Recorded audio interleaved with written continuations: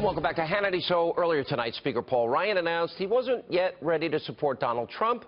Well, Trump, as we said, released a statement in response saying, quote, "I'm not ready to support Speaker Ryan's agenda. Perhaps in the future we can work together and come to an agreement about what is in the best interest of the American people.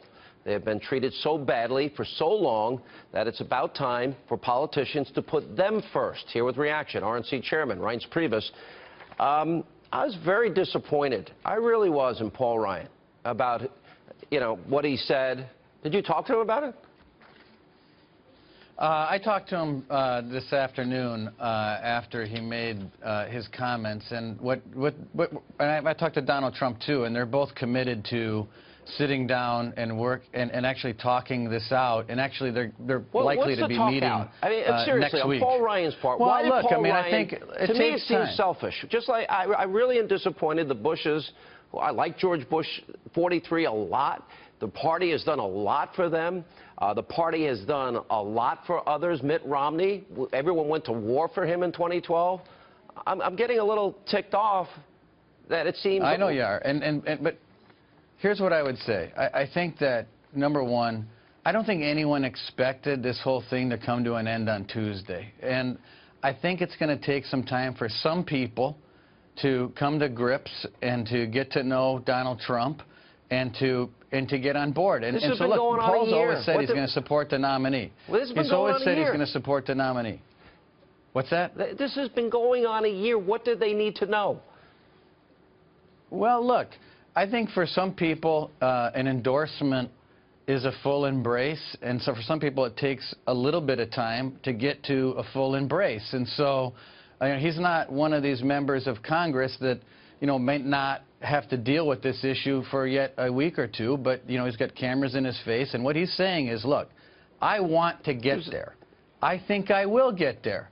But I want to talk to Donald Trump, and I want to work with him, and I want to figure out what get us on common ground. It shows disunity. It shows tepid support at best. McConnell's statement was hardly an endorsement. You know what? It's really frustrating to me because I would argue, Mr. Chairman, I would argue that Republican weakness, and it showed up in every exit poll, that Republican rank and file feel betrayed, 60+% of them, by the weakness of D.C. Republicans. Isn't Donald Trump's success? I get it, Sean, but if I can snap my fingers, Sean, and make everything instantly unified, I would. But in some cases, I know you're not mad at me, but look, I believe this is going to get to the right place, and I think that next week is going to be the start of that. Both Donald Trump and Paul Ryan are meeting next week to talk about these things. I think it's going to work out. But, in some cases, people are not going to be instantly on board. And I know that can be frustrating for some people, but I think everyone has to have allow a little bit of the steam to get out and get everyone to settle down. And I think that this is going to come together. What do you make of National Review? We put up their comments earlier today. Oh, this is an unmitigated disaster. What do you think of other conservatives that said, Glenn Beck, Eric Erickson, to name a few, they're not going to vote for the nominee? What is your reaction to that? Well, look, I think that you ask me in a couple months, and we'll see what they say when the decision has to be made as far as who's going to be in the Supreme Court, and when Donald Trump puts out his potential nominees for the court. People are going to have a choice to make. Do we want to, destroy America for generations with liberal justices that Hillary Clinton is going to provide? Who's going to sign a budget that Paul Ryan writes with the members of the House? It's not going to be Hillary Clinton. So look, we have some serious choices to make, and I understand it takes time. This was a very contentious primary. I think it's going to take a little bit of time, but I think for the most part, this is going to come together. Maybe not 100%, but I think we're going to get very close to that, and I think people will fall in line. You got a lot of people at National Review and the Weekly Standard. Let me put up, they actually put a challenge out to you. It says the party of Lincoln is in ruins. A minority of its primary voters have torched its founder's legacy by voting for a man who combines old-fashioned democratic ideology, a bizarre form of hyper-violent isolationism, and fringe conspiracy theories, and serial lies with the enthusiastic flock of online racists to create perhaps the most toxic electoral coalition since George Wallace. And to add insult to injury, multiple GOP leaders bulldozed the ashes by issuing nauseating calls for unity, foremost among them Reince Priebus.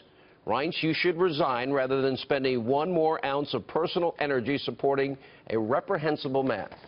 National Review, online. Well, look, well, first of all, what am I going to do, call for disunity? I mean, I'm the chairman of the party. Of course I'm going to call for unity. That's a stupid, idiotic statement put up by people that, you know, would rather divide than unite.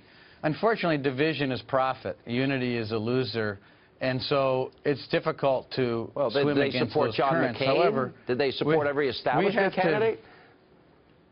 Well, look, the point is that you have a choice to make. And I think the choice is very stark. But I do understand it's going to take time. As the chairman of the party, of course I'm going to call for unity. And as chairman of the party, I need to support the eventual nominee of our party. That's what parties do. This was the voters and delegates choice. All right, last make question. these decisions. I bet you're glad you didn't have a contested convention in the end. Did you talk to Ted Cruz, Senator Cruz? I left him a message. I talked to his campaign chairman, and I'm going to give him another call tomorrow. But we'll talk. I mean, we have talked a lot, by the way, so it's nothing strange. But I think he's going to take a couple days off. Good relationship. I agree. I think an open convention, while I know a lot of people were excited about it, and it's a lot of fun to talk about, I think it comes with a tremendous cost and unforeseen results, and I think the clarity is something that is needed in our party. And like I said, this is going to take time, but I think we will heal and we'll come together and we'll beat Hillary Clinton. Is there any part of Trump's agenda that you think is not conservative? Look, you know, I think we'll work that out. I think that there are some things that he'll work on, and I think there's some things that we'll work on, and certainly the platform of our party will be written in Cleveland, and I think you're going to get another very conservative platform out of our party. All right, Reince Priebus, chairman of the RNC, thank you.